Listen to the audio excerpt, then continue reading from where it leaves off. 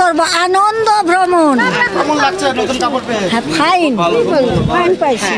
খুব ভালো লাগছে। কাপড় পাইছেন, কেমন লাগছে? হ্যাঁ ভালোই, 2টা কাপড় কি করবেন বলেন? পাচ্ছি বাবা, ভালোবাসি বাবা। আমি কাপড় গরিব মানুষ, একটা বস্ত্র পাচ্ছি বাবা, আমি পরে থাকার জন্য বাবা আমি দোয়া করি তারা যেন ভালো থাকে বাবা।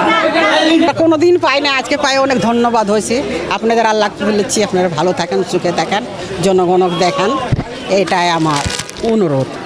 যার যার ধর্ম সে পালন করবো, কিন্তু ওই বাংলাদেশটা আমাদের সবার, তাই না? এই যে সবার বাংলাদেশে আমরা একসাথে বসবাস করতে চাই। আপনারা আগস্ট বিপ্লবের পরে আমরা যেভাবে আপনাদেরকে সহযোগিতা করেছি, আমরা আমাদের বিএনপি ভারপ্রাপ্ত চেয়ারম্যান তারেক রহমানের নির্দেশে আমরা আপনাদের পাশে ছিলাম, এবং আমাদের বিএনপি এবং তাদের সাথে আমাদের অঙ্গ সংগঠন যে যুবদল, স্বেচ্ছাসেবক দল, ছাত্রদল, আপনারা লক্ষ্য করেছেন প্রত্যেকটি পূজা মণ্ডপে হেল্প ডেস্ক তারা রেখেছিল, চালু করেছিল, এবং দিন রাত্র 24 ঘন্টা তারা পাহারা দিয়েছেন, তাদের পাশে ছিলেন, সহযোগিতা করেছেন। তো এবার আমরা সেই লক্ষ্য নিয়েই কাজ করছি, এবং আমাদের ভারপ্রাপ্ত চেয়ারম্যান ইতিমধ্যে আমাদেরকে নির্দেশ দিয়েছেন যে সকল পূজা মণ্ডপে আপনারা যাবেন, আপনারা বিএনপি এবং আমাদের অঙ্গ সংগঠন যারা রয়েছে তারা তাদের পাশে থাকবে, সাহায্য সহযোগিতা করবে।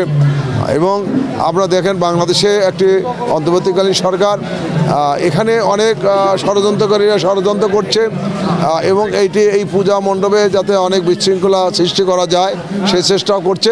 আমরা সব দিক মাথায় রেখেই আমরা এবারে দায়িত্ব নিয়ে নিরাপত্তার দায়িত্ব নিয়েছি, এবং আমাদের প্রশাসন সরকার এই ব্যাপারে তৎপর রয়েছেন। সংস্থার আমরা ইতিমধ্যে জেলা প্রশাসকের সাথে মত বিনিময় করেছি, আমাদের এখানে সেনাবাহিনী যারা রয়েছেন সিও মহোদয়ের নেতৃত্বে তাদের সাথে আলোচনা হয়েছে।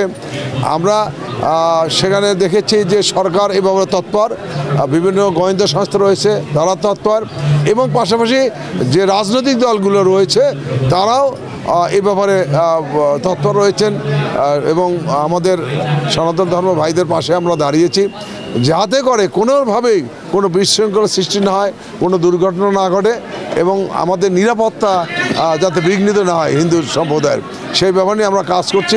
যেহেতু আমরা মানে একটা উপলক্ষ করে, পূজার উপলক্ষ করে আমরা তো নতুন কিছু পরি, কাপড় চোপড় পরি, তো আমাদের তো ইচ্ছা জাগে যে গরিব মানুষের মধ্যে কিছু আমরা বিতরণ করব, নতুন কিছু শাড়ি দিব বা লুঙ্গি দিব, এই মনে করে আমরা সবাইকে এই শাড়ি আর লুঙ্গি বিতরণ করেছি।